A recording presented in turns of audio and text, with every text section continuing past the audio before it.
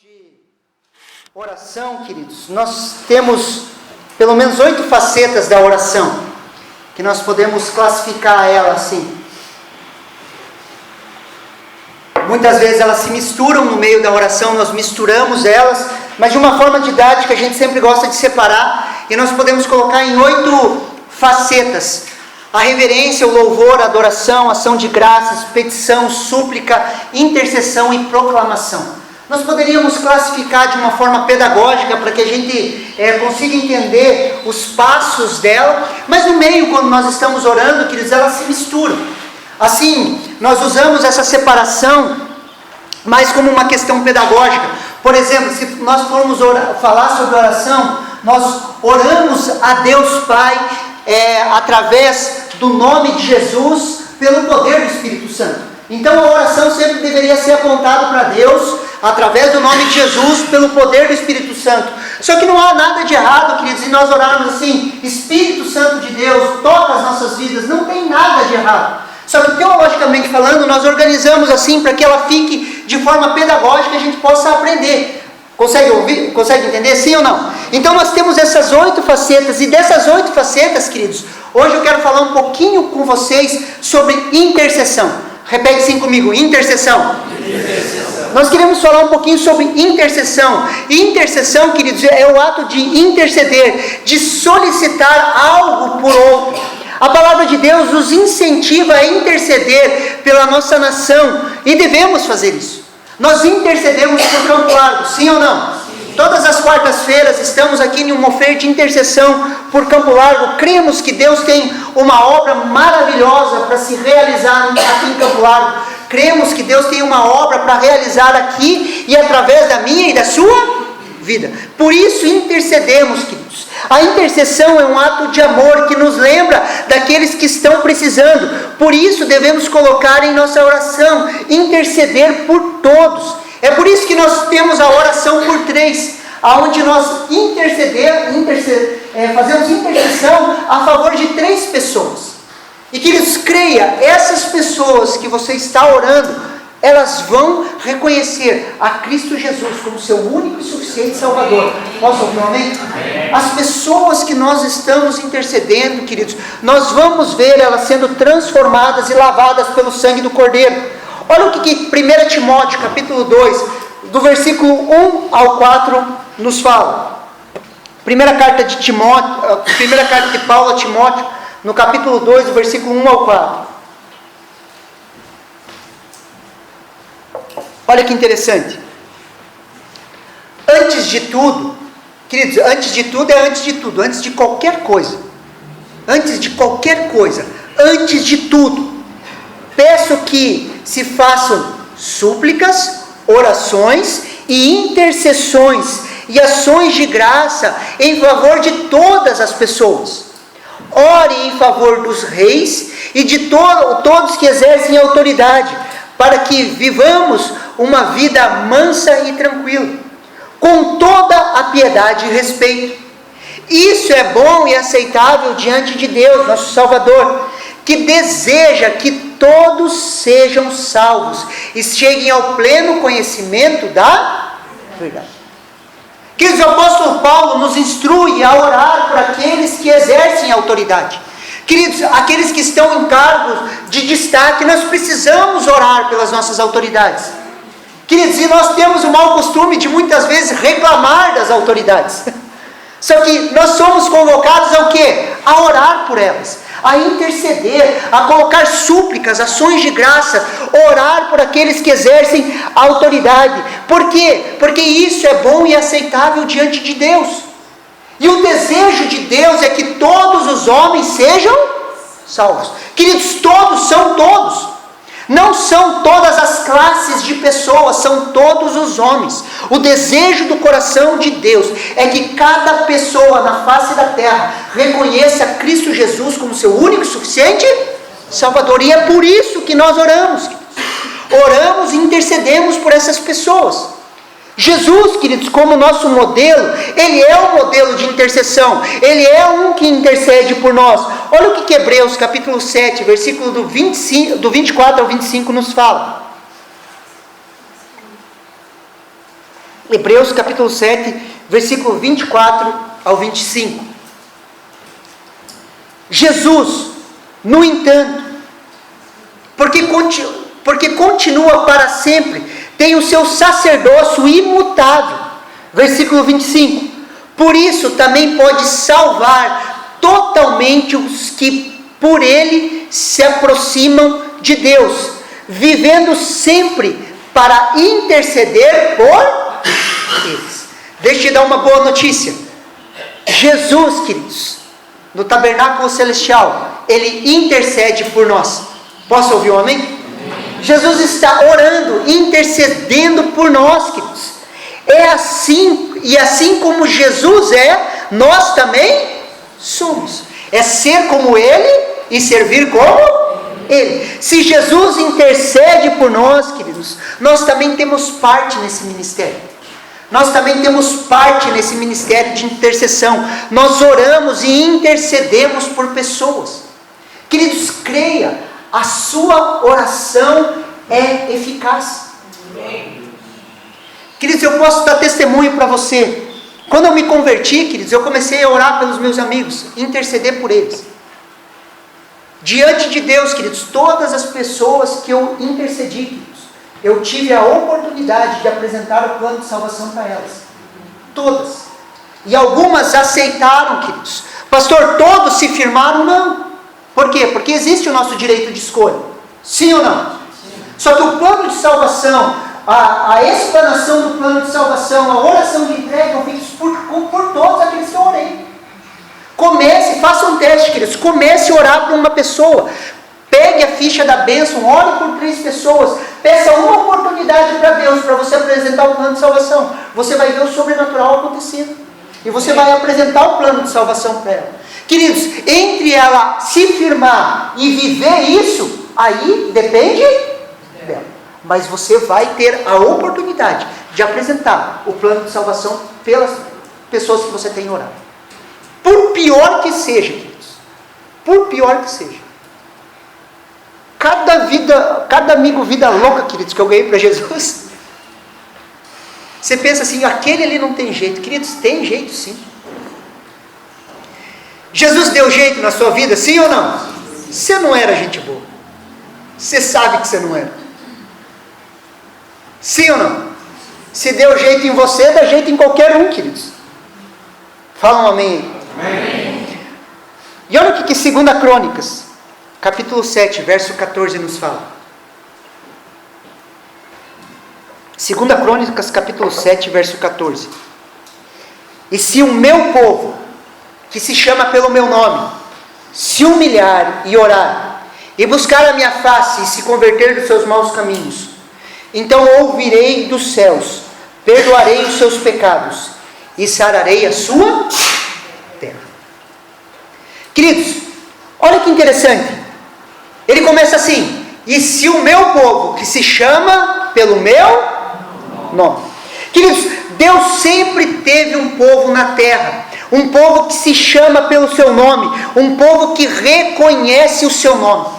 Queridos, ao longo da história, queridos, Deus sempre teve um povo na terra. Posso ouvir um amém? Deus sempre teve os 7.000 que não se dobraram a Baal. Lembra lá Elias, queridos? E existe uma síndrome de Elias em muitos de nós. Elias se esconde na caverna, queridos. E qual que era a ideia principal de Elias? Só eu sobrei. Eu sou o único santo sobre a face da terra. Sim ou não? Eu sou o único profeta. Eu sou o único que intercede. Eu sou o único que ora. E de repente Elias tem um encontro com Deus. E Deus fala o quê?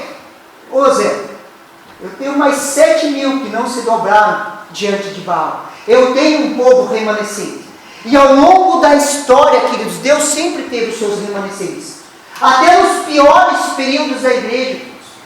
Quando nós olhamos o tempo de trevas, se você lê, queridos, literatura paralela, você vê que Deus teve um povo sobre a face da terra. Deus sempre teve um remanescente, queridos. Deus sempre tem um povo sobre a face da terra. Deus tem um povo que se chama pelo seu nome. Deus sempre guardou os seus, queridos. Existe um povo. E eu e você somos esse povo. Posso ouvir um amém? Amém. temos hoje o privilégio, queridos, de sermos chamados do povo de Deus. Eu e você representamos a Deus hoje sobre a face da terra. Eu e você somos embaixadores de Cristo. Nós representamos a Deus hoje, queridos. Olha o que 1 Pedro, capítulo 2, versículo 9 nos fala. 1 Pedro, capítulo 2, versículo 9.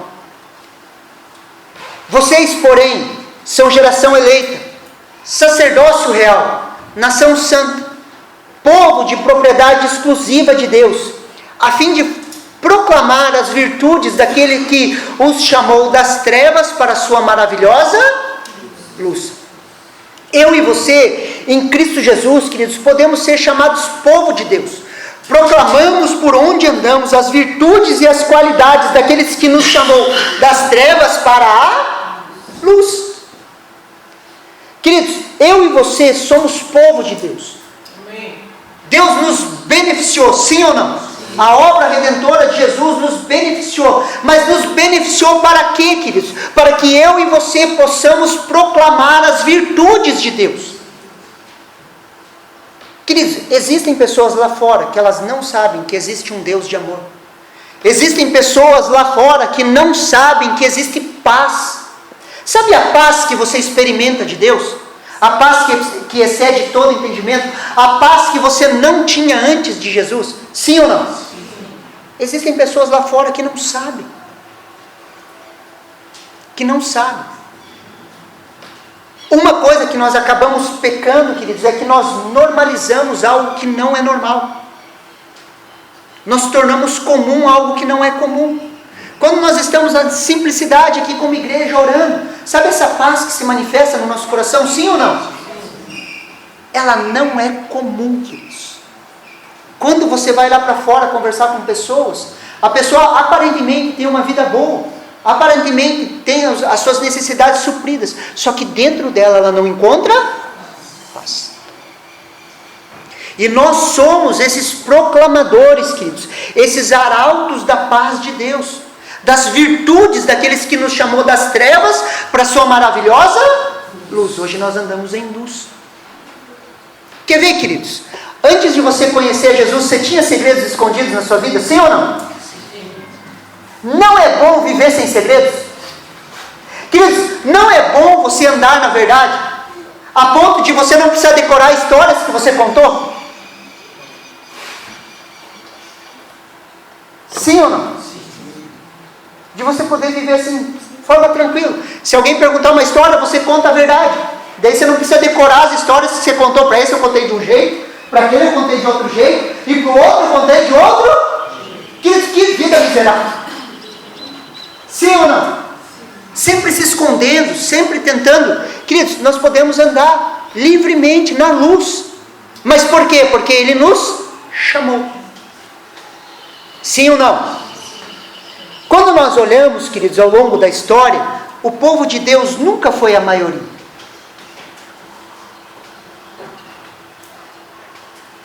Sim ou não? O povo de Deus nunca foi a maioria. E às vezes, queridos, eu tenho temor em afirmar isso, mas muitas vezes nem na igreja local o povo de Deus não é a maioria. Conforme o lugar, o ambiente. Nós estávamos conversando ontem no grupo familiar, queridos, e nós olhamos na igreja, nós vamos ser sempre os bebês, aqueles que nasceram de novo, aqueles que estão nos processos e os que estão maduros, sim ou não? Sim. Nós lembrando disso. Só que me veio uma coisa que nós faltamos de contar nessa contabilidade. Existe joio no nosso meio. E não tem como arrancar. Sim ou não? O povo de Deus, queridos, nunca é a maioria. São sempre os remanescentes, queridos. E os remanescentes não são a maioria. Nem todo frequentador de igreja é nascido de novo. Sim ou não? Sim. Mas todo nascido de novo, ele frequenta uma igreja local. Fala um amém aí. Amém. Todo que nasceu de novo, queridos, frequenta uma igreja local. Nunca fomos, talvez, a maioria e nunca nós seremos a maioria. Em períodos de avivamento, nós temos algumas acelerações, e nós temos, assim, grande parte do povo de Deus nascido, avivado mesmo. Mas são períodos de avivamento. Sim ou não? E essa função, queridos, de interceder, ela está sobre nós. Fala um amém aí. Essa é a nossa responsabilidade, o nosso privilégio. Queridos, responsabilidade é uma resposta a uma habilidade, sim ou não? Responsabilidades são respostas a habilidades. Nós fomos chamados povo de Deus, sim ou não? Sim, agora nós temos essa responsabilidade, é nossa responsabilidade. Existe um chamado dentro da minha vida e dentro da sua vida: interceder pela nação, interceder por Campo Largo. Não é somente função dos pastores, nós temos essa responsabilidade de interceder pela nação, interceder por Campo Largo, interceder pelo ímpio. Mas infelizmente ainda terceirizamos essa responsabilidade, ainda depositamos a nossa responsabilidade em paliativos. Se a gente começar a conversar, queridos, sobre as necessidades de Campo Largo, o que a maioria de nós, ou quase todos nós, vamos falar? Nós precisamos de melhores vereadores, nós precisamos de uma melhor educação, nós precisamos de melhor saneamento, nós precisamos disso, nós precisamos daquilo, sim ou não? Precisamos, queridos. Só que essa não é a raiz do problema. A raiz do problema é que as pessoas não reconheceram a Jesus Cristo como seu único e suficiente Salvador. E nós terceirizamos essa responsabilidade, queridos. Queremos melhoria nessas áreas? Queremos. Mas nossa esperança está depositada em Deus. Sim ou não? Eu falo isso, queridos, porque nós estamos à véspera de eleição. E eleição já viu, né? O que aparece de vereador crente? Não sei onde eles ficam os outros 4 anos, mas em 6 meses desse período eles viram crente, queridos, e quer visitar as igrejas. Queridos, nós devemos influenciar as áreas de influência da sociedade, sim ou não? Devemos, queridos. Só que a nossa esperança está em cada morador de Campo Largo reconhecer a Cristo Jesus como seu único e suficiente. Aí nós vamos ver transformação social de verdade. Aí nós vencemos o espírito de corrupção, queridos. Aí nós conseguimos ver a transformação. Fala um amém aí. Amém. Concorda comigo? Amém. Quando nós olhamos aí para fora, queridos, o ímpio, ele é ímpio. Sim ou não? E às vezes a gente deposita esperança no ímpio. Ah, se fulano de tal aí vai mudar. Queridos, a nossa luta não é contra sangue e carne, ela é espiritual. Como que nós mudamos o ambiente de Campo Largo? Levando pessoas para a luz, a conhecer a Cristo Jesus como seu único e suficiente Salvador. Essa é a nossa responsabilidade como igreja. E quando nós intercedemos, oramos, nos empenhamos nisso, nós vamos vendo a cidade sendo transformada. Sim ou não? Olha o que Apocalipse 22, capítulo 11 ao 12 nos fala.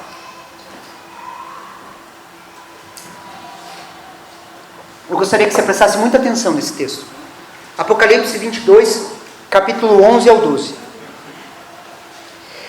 Quem é injusto, seja injusto ainda. Quem é sujo, seja sujo ainda. E quem é justo, seja justificado ainda. E quem é santo, seja santificado ainda. E eis que cedo venho, e o meu galardão está comigo, para dar cada um segundo a sua obra. Queridos, esse é um relato do fim dos tempos, dos dias que vivemos hoje. O injusto sendo cada vez mais injusto, e o sujo sendo cada vez mais sujo. Só que em contrapartida, queridos, o justo sendo cada vez mais justificado, e o santo sendo cada vez mais santificado. Presta atenção aqui. No fim dos tempos, queridos, que é o tempo que nós estamos vivendo hoje, as coisas vão cada vez se estreitando mais, sim ou não? Você vê aquilo que as pessoas faziam escondido, se sujando escondido. Hoje eles não fazem mais escondido, sim ou não? Hoje é solto, queridos. Vai sendo liberado. As coisas vão aparecendo. Só que se por contrapartida lá fora vai ficando mais feio, o que acontece aqui dentro? As coisas vão ficando mais claras. Sim ou não? Sim ou não? O justo vai sendo justificado cada vez mais.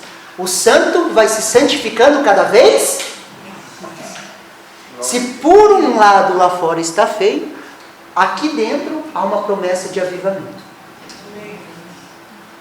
Se o justo vai sendo justificado cada vez mais e o santo vai sendo santificado cada vez mais, queridos, nós vamos ver pessoas se santificando. Posso ouvir um amém? Amém. Nós vamos ver jovens, queridos, se guardando para o casamento. Nós vamos ver ações sobrenaturais do Espírito Santo guardando a sua igreja.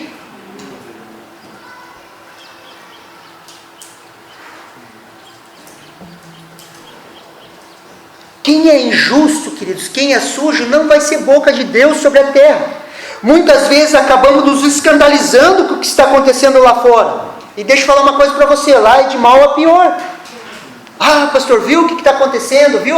Queridos, já estava escrito lá, de mal a pior. Só que aqui dentro,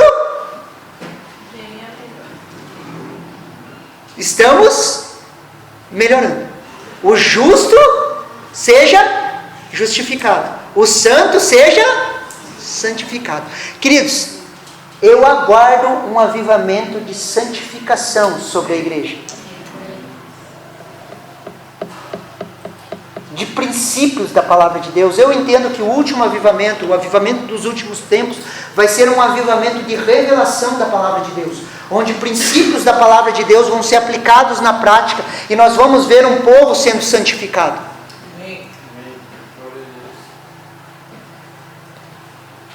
Nós somos esse povo que se chama pelo nome de Deus. Posso ouvir um amém? Amém. E o texto continua lá de 2 Crônicas, capítulo 7, versículo 14. E se um povo que se chama pelo meu nome se humilhar e orar e buscar a minha face e se converter dos seus maus caminhos, então ouvirei dos céus, perdoarei os seus pecados, sararei a sua terra. Queridos, aqui há um trilho, um caminho a ser seguido, um trilho que o Espírito Santo nos guia. E a primeira parte desse trilho é o quê? Se humilhar. Repete assim comigo: se humilhar. Se humilhar. A marca do povo de Deus, queridos, é a verdadeira humilhação. Queridos, humilhar não tem a ver com condições financeiras.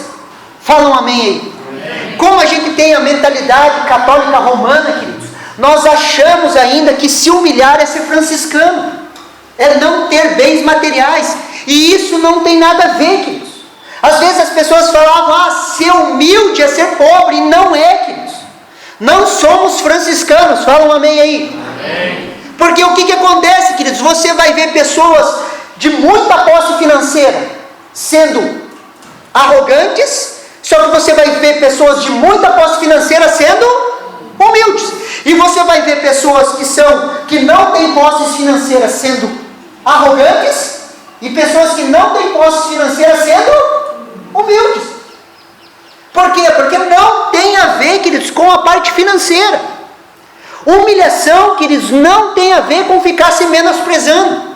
Vocês já viram oração do tipo: Deus, nós somos o vermezinho de Jacó, pobres, miseráveis, Queridos, isso não é se humilhar. Humildade, queridos, não tem a ver com ficar se lamentando. Posso ouvir um amém?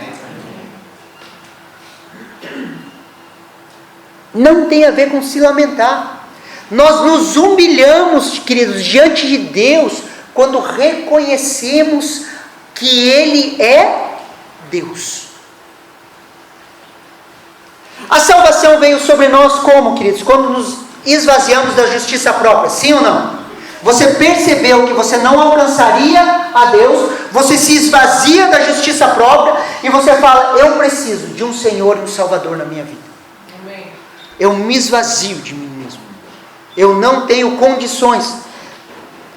Nós nos esvaziamos da nossa justiça própria, nós nos humilhamos e pela fé reconhecemos a necessidade que nós temos de um Salvador. Isso é se humilhar, é reconhecer a Deus. Olha o que João capítulo 15, versículo do 4 ao 5 nos fala.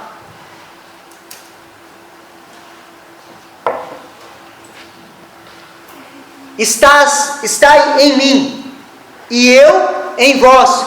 Como a vara a si mesmo não pode dar fruto, se não estiver na videira, assim também vós, se não estiverem em mim. Eu sou a videira, vós sois a vara. Quem está em mim e eu nele, esse dá muito fruto.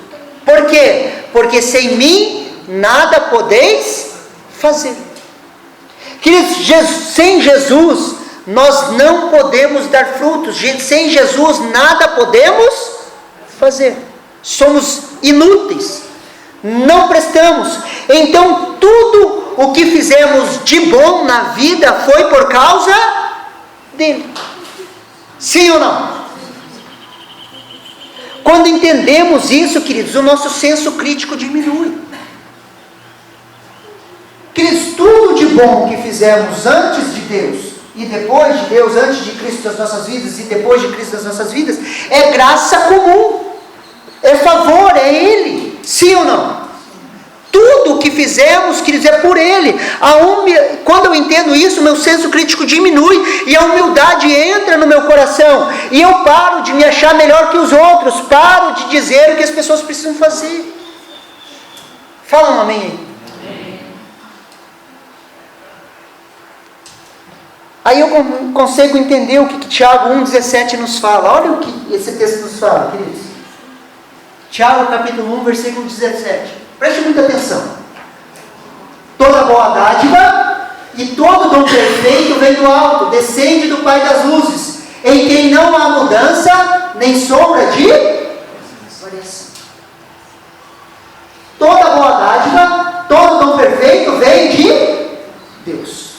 Queridos, se há algo de bom em nós, é porque nós recebemos dele. Romanos 11:36.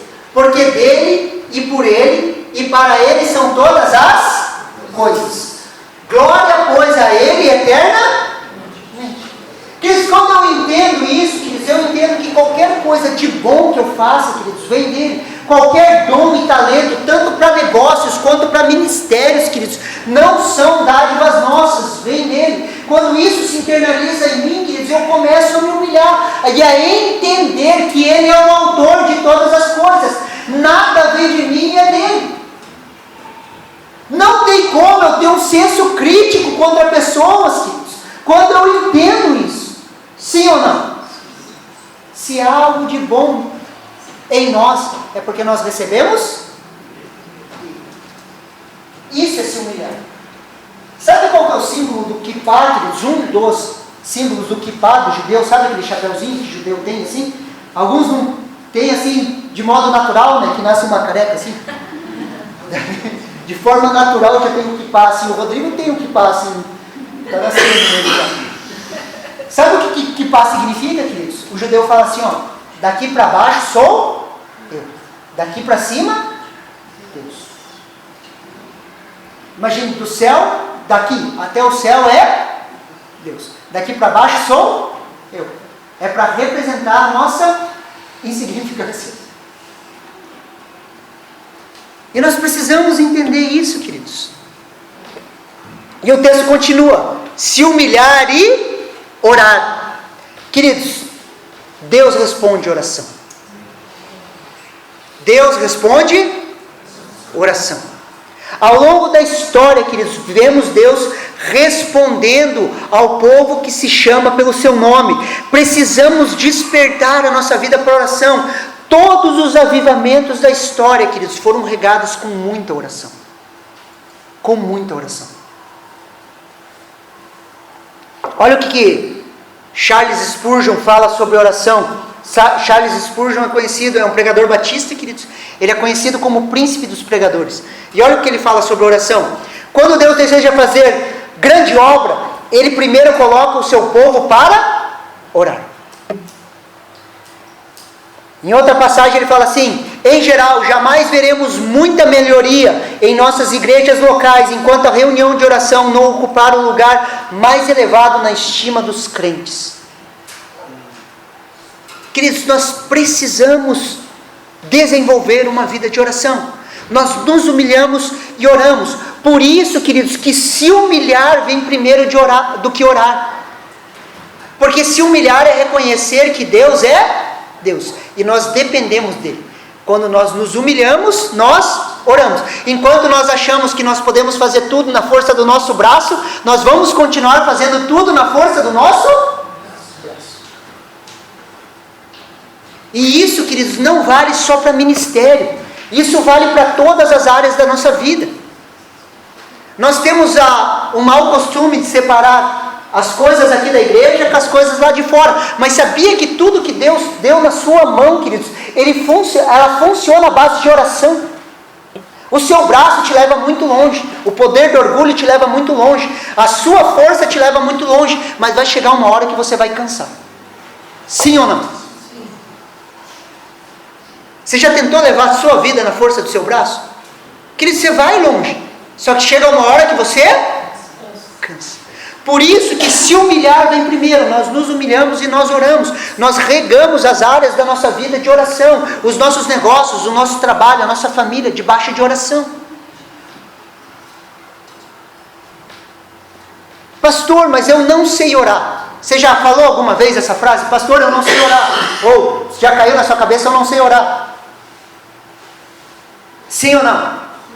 Deixa eu dizer uma coisa para você. Bem-vindo ao time, ninguém sabe. Eu provo biblicamente para você. Olha o que Romanos, capítulo 8, versículo 26 ao 27 nos fala. Olha lá, ó. Romanos 8, 26 ao 27. Preste atenção nesse texto. Da mesma maneira, também o Espírito nos ajuda em nossa fraqueza.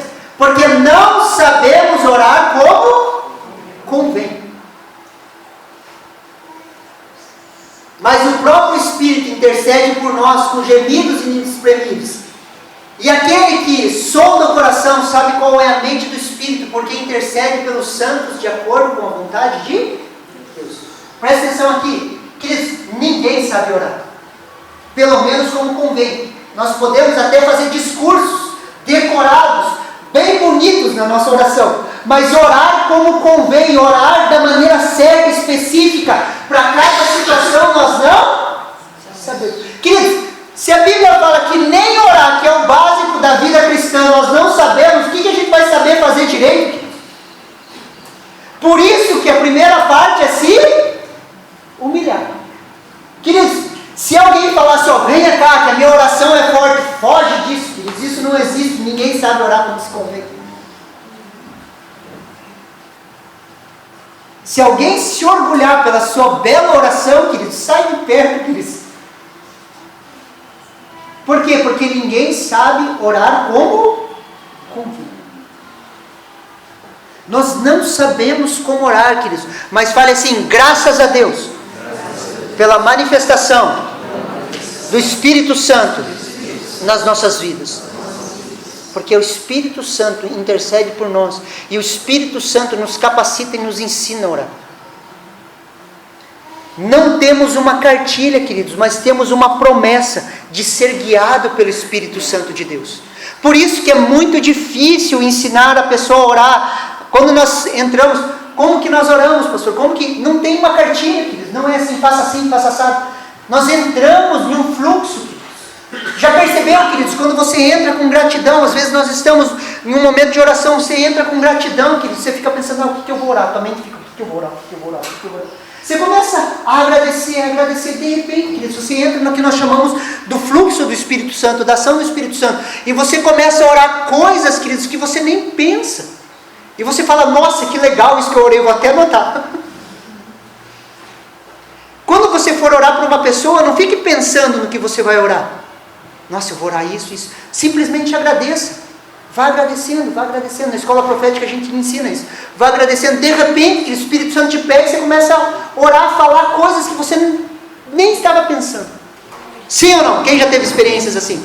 Sim ou não? Sim. E nós entramos nesse fluxo de oração. Vamos continuar lá. 2 Coríntios, capítulo 7, versículo 14. E se um povo, que se chama pelo meu nome, se humilhar e orar. A terceiro passo é o quê? Ir buscar a minha face. Olha o que Lucas, capítulo 11, versículo do 9 ao 10 nos fala.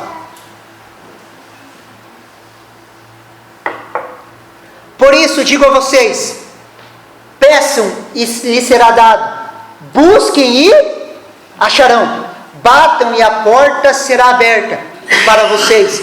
Pois todo o que pede recebe, o que busca encontra, e o que o bate a porta será aberta. O que pede recebe, isso é uma promessa, posso ouvir um amém? Amém. E o que busca encontra, acha, é outra promessa. Aquele que buscar a minha face. Queridos, se buscarmos a face de Deus, nós vamos encontrar, sim ou não? Vamos, queridos. Nós vamos encontrar. Isso é uma promessa. E o que acontece quando nós encontramos a face de Deus? O que acontece quando nós encontramos a face de Deus? Nós morremos. Fala assim, morremos. Todas as vezes que nós encontramos a face de Deus, nós morremos. Olha o que Êxodo, capítulo 33, versículo 20 nos fala.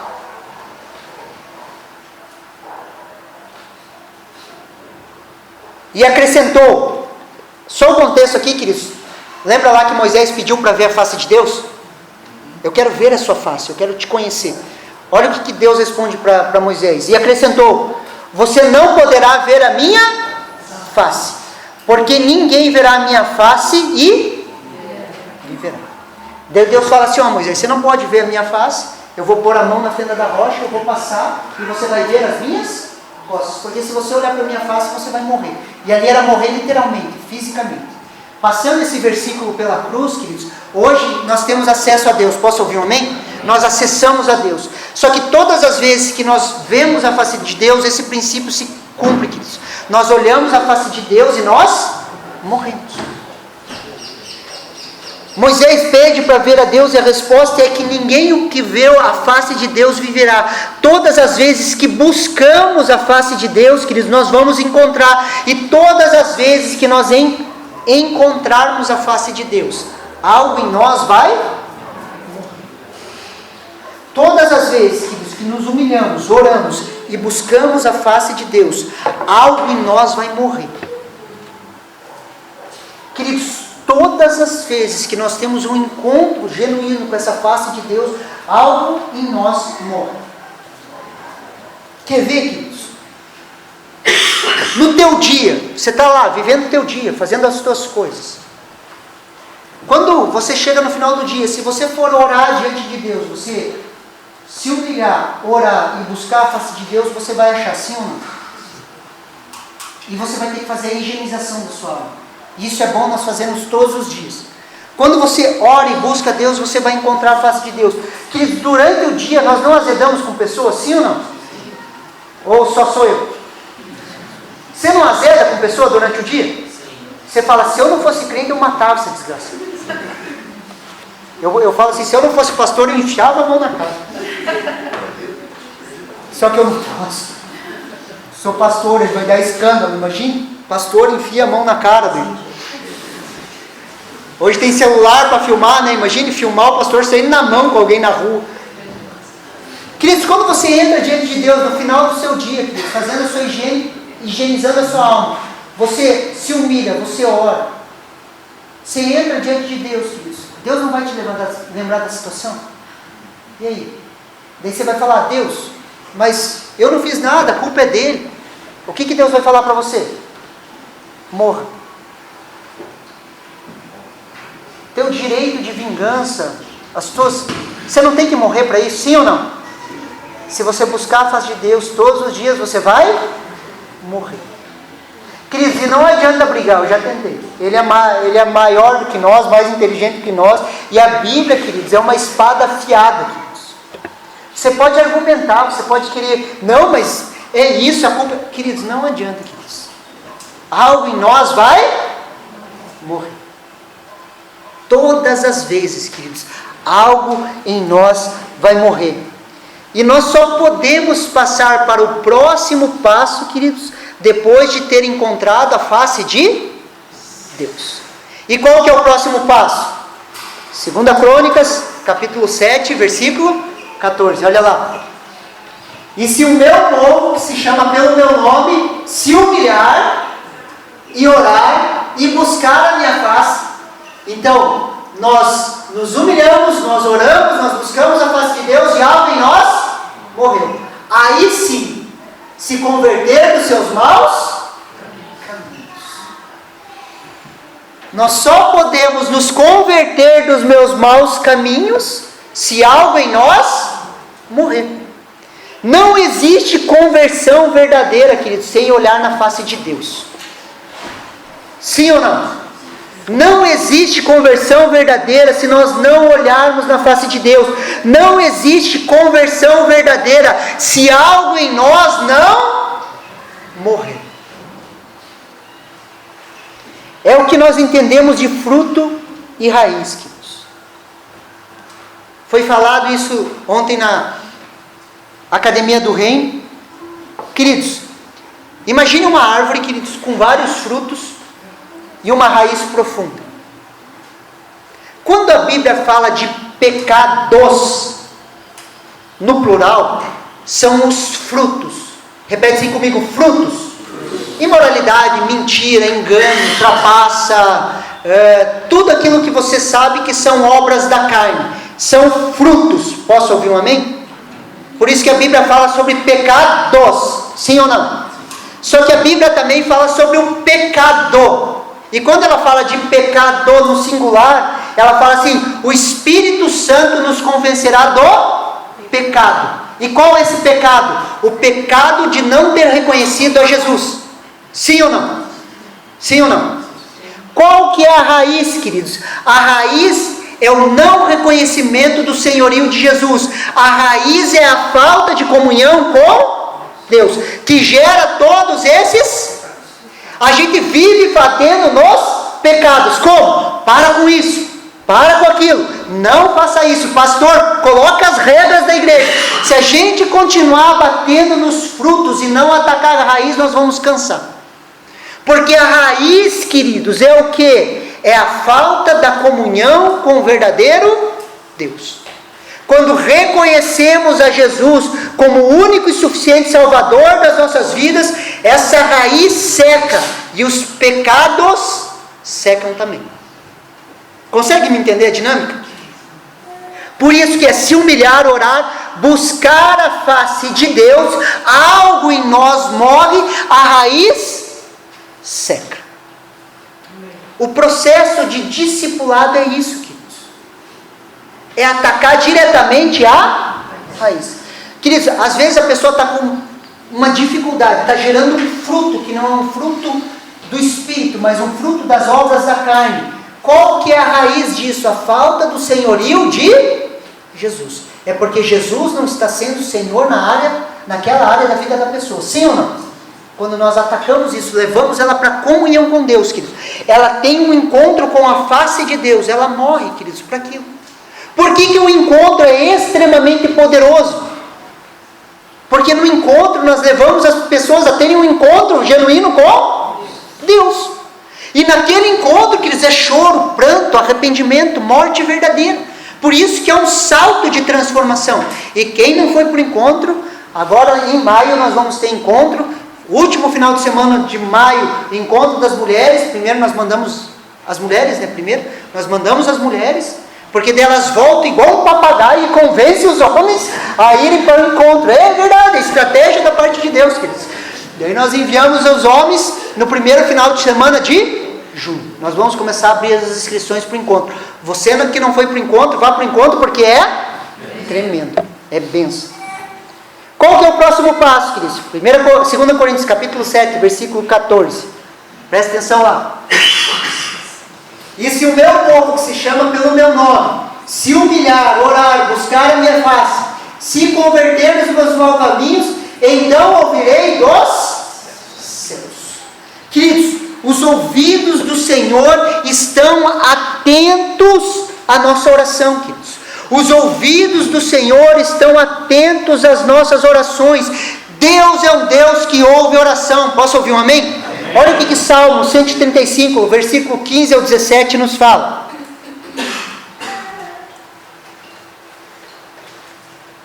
Os ídolos das nações são prata e ouro, obras de mãos humanas.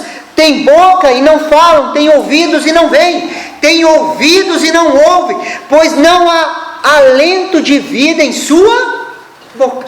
Queridos, esse é o retrato do ídolo das nações, sim ou não? E a gente vive falando, não faça imagens, as imagens não ouvem, as imagens não falam, a gente vive como crente falando isso, sim ou não?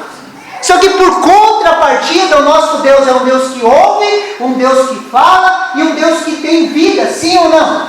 Só que por que nós não oramos se Ele ouve? A gente gosta de bater nos outros, né? Esses ídolos, assim. Só que, queridos, se a gente crê mesmo que Deus ouve, queridos, nós deveríamos orar mais. Queridos, os ouvidos do Senhor estão atentos às nossas orações, queridos. Estão atentos às nossas orações. E Ele continua ali, queridos, continuando o texto. Volta um texto para trás, João. Então ouvirei dos céus e perdoarei os seus pecados. Perdoarei os seus pecados.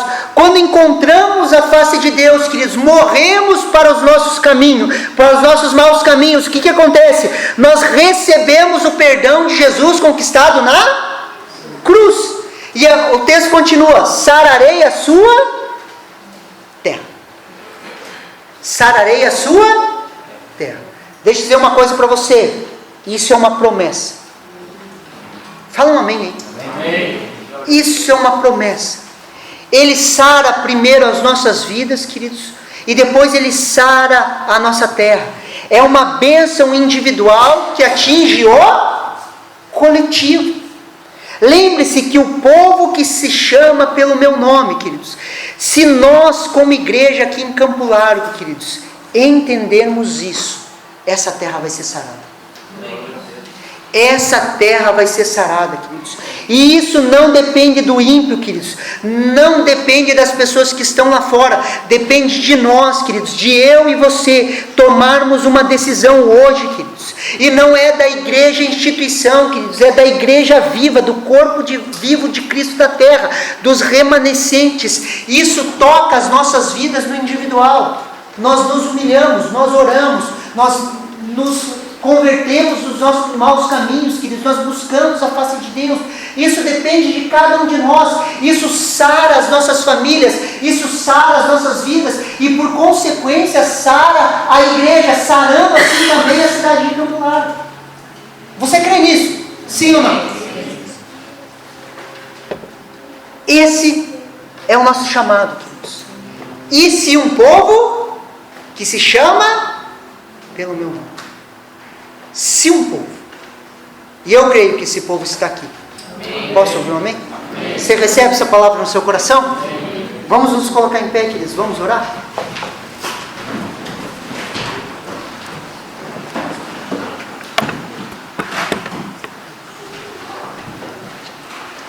Queridos, enquanto o ministério ministra uma canção, eu gostaria que você tirasse um tempo para orar. Daí no final da celebração ainda a gente quer ter um tempo para orar pelos casais. Orar por casais hoje de forma específica.